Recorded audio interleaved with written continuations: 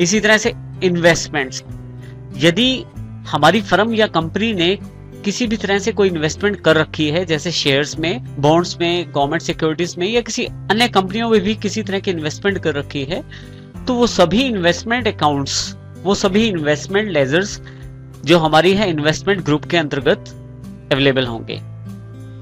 इसी तरह से नेक्स्ट हमारे पास है, सबसे पहले है लोन्स एंड एडवांसेस एसेट्स के रूप में।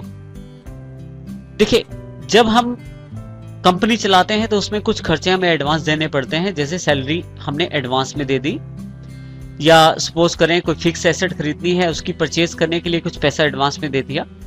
वो जितने भी एडवांसेस होते हैं वो लोन्स एंड एडवांसेस एसेट्स के रूप में ग्रुप के अंतर्गत रखे जाते हैं। इसी तरह से हमारे पास नेक्स्ट जो है वो लोन्स लायबिलिटी के रूप में ग्रुप है।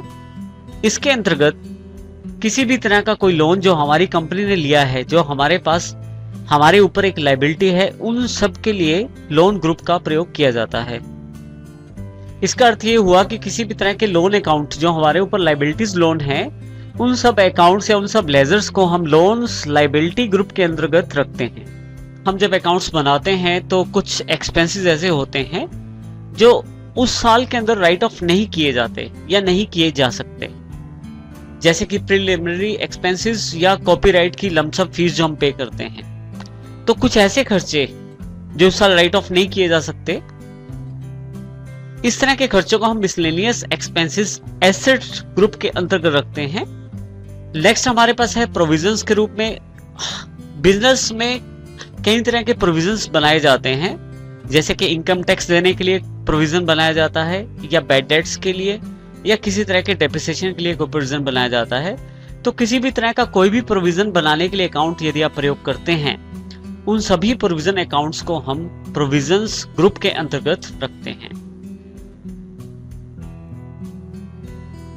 नेक्स्ट है हमारे पास परचेज अकाउंट्स। परचेज अकाउंट्स जो ग्रुप है उसके अंतर्गत हम उन परचेजेज अकाउंट्स को रखते हैं जो हमारे परचेज दर्शाते हैं, चाहे वो लोकल परचेज अकाउंट हो या जैसे किसी पर्टिकुलर परसेंटेज का परचेज अकाउंट हो, जैसे परचेजेस 4%, या आप कैश परचेज या क्रेडिट परचेज को अलग अलग करके भी रख सकते हैं, और इसके लिए फिर भी आपको परचेज अकाउंट्स ग्रुप का ही प्रयोग करना पड़ेगा। तो इस तरह की सभी परचेज लेजर्स के लिए हम परचेज अकाउंट्स ग्रुप का प्रयोग करते हैं। उसके पश्चात हमारे पास है रिटेन्ड अर्निंग के रूप में ग्रुप अवेलेबल है।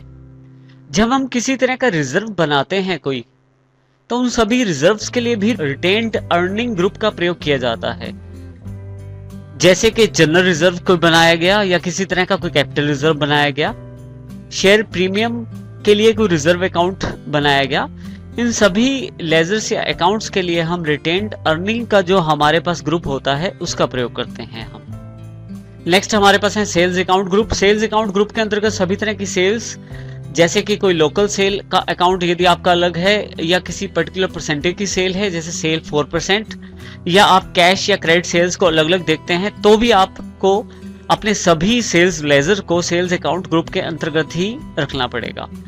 यदि कोई लोन लिया गया है किसी बैंक से या किसी फाइनेंशियल इंस्टीट्यूट से, जिसमें कि हम किसी फिक्स एसेट को मॉर्गेज करके लोन लेते हैं, तो इस तरह के सभी लोन सिक्योर्ड लोन कहलाते हैं और उनको सिक्योर्ड लोन्स ग्रुप के अंतर्गत रखा जाता है।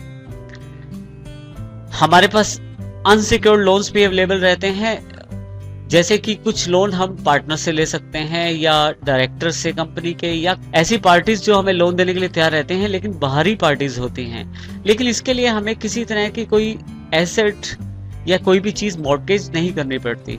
ऐसे लोन्स को अनसिक्योर्ड लोन कहते हैं। इस तरह के सभी लोन्स की लेजर को हम अनसिक्योर्ड लोन ग्रुप के साथ रिलेट करते हैं। नेक्स्ट हमारे पास है stock in hand. Stock in hand सब ग्रुप है करंट